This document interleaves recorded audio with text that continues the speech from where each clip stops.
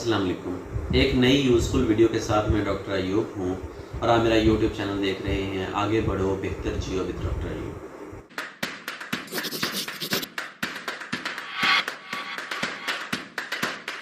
मेरे माइंड में दो तीन चीज़ें जो हैं वो मुसलसल क्लिक कर रही हैं कि मुझे इन पे कमेंट्री करनी चाहिए। दो तीन ऐसी इकोनॉमिक डेवलपमेंट्स हैं जिनकी बेस पे मैं ये कह सकता हूँ कि जो पोजीशन है तहरीक अदम एतमाद पेश की हुई है, मुझे ये ऐसा लगता है कि वो नाकाम हो जाएगी। और ये जो मेरी प्रेडिक्शन है उसकी रीजंस मुआशी हैं, उसकी रीजंस इकोनॉमिक्स से रेलिवेंट हैं। इसलिए मैंने सोचा कि क्यों ना इस पे वीडियो बनाई जाए, इस पे बात की जाए। तहरीक अदम एतमाद का मुल्क में ज़ोर शोर है, बहुत सारी सियासी टॉक्स हो रही हैं, रोज़ाना नई नई अपडेट्स आती हैं, लाइव स्ट्रीमिंग हो रही है, ब्रेकिंग न्यूज़ चलती हैं, मुलाकातें हो रही हैं, जोड़ तोड़ हो रहे हैं, जो सियासी गहमा गहमी है। न्यूज़ का, ख़बरों का जो तमाम तर रुख है वो भी तहरीक अदम एतमाद, पंजाब में तब्दीली और सेंटर में तब्दीली इन की तरफ है। आज के जो ताज़ा तरीन इकनॉमिक अपडेट्स हैं उनमें ये है कि सोने की कीमत मुल्क में 300-400 रुपये फ़ी तोला कम हो गई है, लेकिन डॉलर तारीख़ में बुलंद तरीन सतह पे चला गया है और यानी 180 रुपये के करीब डॉलर हो गया है। तो इससे ज़ाहिर ये होता है कि मुल्क में जो डॉलर की डिमांड है वो बढ़ रही है। उसके बावजूद भी हुकूमत ने जो पेट्रोलियम की कीमतें हैं वो उनको स्टेबल रखने का या मुस्तहकम रखने का फ़ैसला किया है। ये जो तहरीक अदम एतमाद है वो नाकाम इसलिए हो जाएगी क्योंकि ये हुकूमत और अपोजिशन की जंग नहीं है, ये हुकूमत और अपोजिशन का मामला नहीं है, बल्कि इसमें बहुत सारी इंटरनेशनल फोर्सेस हैं जो इन्वॉल्व हो चुकी हैं। जो इकनॉमिक ब्लॉक्स हैं वो चेंज हो रहे हैं और आपने देखा कि चाइना और रशिया एक ब्लॉक में हैं। इस इक्वेशन की जो मोस्ट सिग्निफिकेंट डेवलपमेंट है या मोस्ट सिग्निफिकेंट चेंज है वो ये है कि सऊदी अरेबिया ने यूएस के साथ, यूनाइटेड स्टेट्स के साथ अपने जो मुआशी रवाबित हैं, ये जो अपनी इकोनॉमिक कनेक्शंस हैं उनमें कमी का फ़ैसला किया है। और इस वजह से हम ये कह रहे हैं कि ये पाकिस्तान में हुकूमत और अपोजिशन की जंग नहीं है, बल्कि इसके अंदर जंग के जो डिफरेंट प्लेयर्स हैं वो रशिया, चाइना और सऊदी अरेबिया हो रहे हैं। वॉल स्ट्रीट जर्नल की एक रिपोर्ट पब्लिश हुई है और उस रिपोर्ट के मुताबिक चाइना और यूएस के दरमियान इस बात पर डिबेट हो रही है, इस बात पर उनकी टॉक्स हो रही हैं कि हमें जो ऑयल की एक्सपोर्ट है वो डॉलर की बजाय युआन में करनी चाहिए। आप जानते हैं कि जो चाइना की करेंसी है उसे युआन कहते हैं, चाइनीज़ युआन। चाइना ये चाहता है कि जो इंटरनेशनल मार्केट में डॉलर की डोमिनेंस है, स्पेशली पेट्रोलियम मार्केट में जो डॉलर की डोमिनेंस है वो कम हो और चाइनीज़ युआन की जो रोल है वो एक्सपेंड कर जाए। सऊदी अरेबिया दुनिया में क्रूड ऑयल का सबसे बड़ा एक्सपोर्टर है। सबसे बड़ा एक्सपोर्टर होने के साथ साथ वो इंटरनेशनल मार्केट में हमेशा डॉलर में ही लेन देन करता है और उसका जो 25% है वो चाइना को एक्सपोर्ट होता है। इससे अब जो बातचीत चल रही है, इससे पहले चाइना का सऊदी अरेबिया के साथ जो लेन देन था वो डॉलर में होता था, लेकिन अब इस बात पे जोर दिया जा रहा है सऊदी अरेबिया की 25% एक्सपोर्ट्स हैं क्रूड ऑयल की चाइना में जो जाती हैं वो डॉलर की बजाय युआन में हो। सऊदी अरेबिया का जो झुकाव चाइना की तरफ हो रहा है उसकी बुनियादी तौर पर 3 रीज़न्स हैं जिसकी वजह से सऊदी अरेबिया यूएस के साथ डिस्टेंस पे जा रहा है। उसकी पहली और सबसे बड़ी रीज़न ये है कि सऊदी अरेबिया की ख्वाहिशात के बरक्स बाइडेन इंतज़ामिया जो इस वक्त अमेरिका के प्रेसिडेंट हैं वो ईरान के साथ एक न्यूक्लियर डील साइन करना चाहते हैं।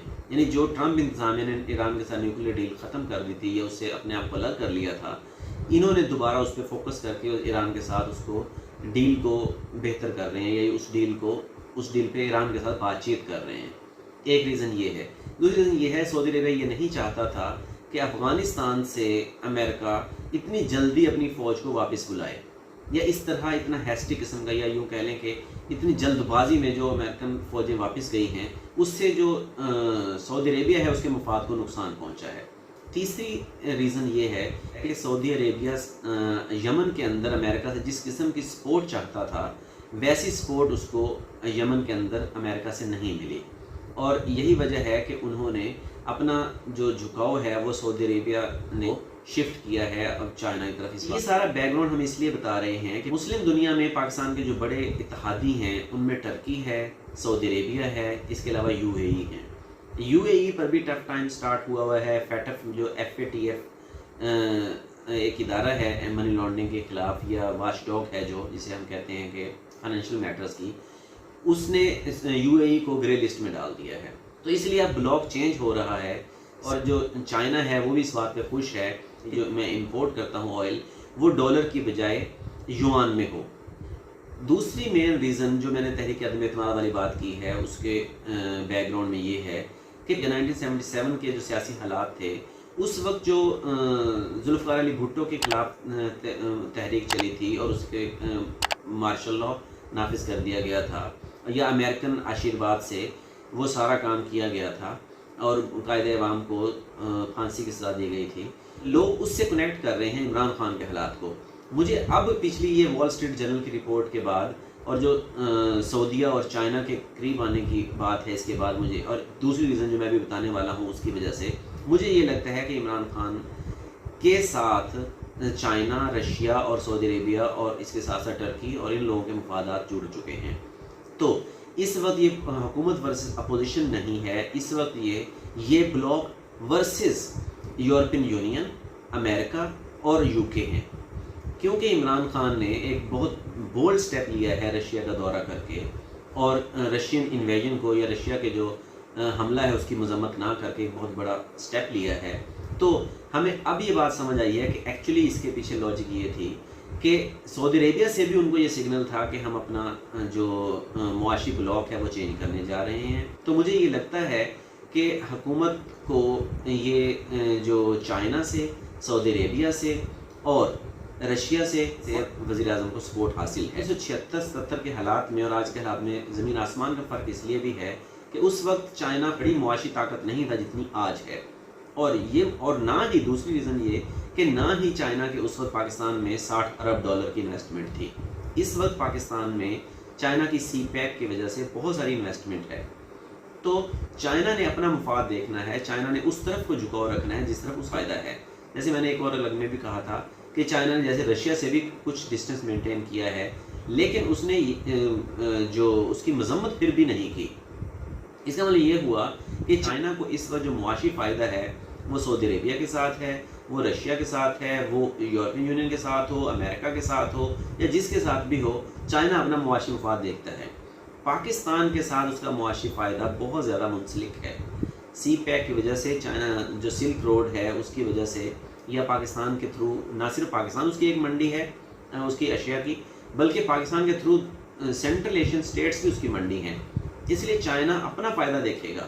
چائنا کا معاشی فائدہ اس میں ہے کہ پاکستان کے اندر سیاسی استحکام ہو، پاکستان میں جو امریکی اثر و رسوخ ہے ایک مرتبہ اس کا خاتمہ ہونا چاہیے. یہ جو تاثر ہے کہ امریکہ پاکستان میں حکومتیں تبدیل کروا دیتا ہے، یا امریکہ اور امریکہ کے جو اتحادی ہیں وہ وزیر اعظموں کو سزا دے دیتے ہیں، ان کو پھانسیاں لگوا دیتے ہیں، چائنا یہ چاہے گا کہ یہ تاثر اب ختم ہونا چاہیے. چائنا کی جو ڈیل چل رہی ہے اس کے تناظر میں مجھے یہ لگتا ہے کہ اب حالات بدل چکے ہیں، اور ہو سکتا ہے کہ امریکہ آج تک ہسٹوریکلی جو پاکستان رول پلے کرتا رہا ہے وہ رول اب وہ شاید پلے نہ کر سکے. اس کا کریڈٹ ہم پاکستان کے حالات کو بھی دے سکتے ہیں، اس کا کریڈٹ ہم جو چائنا کا معاشی مفاد ہے اس کو بھی دے سکتے ہیں، اور سعودی عربیہ کے معاشی مفاد کو بھی دے سکتے ہیں.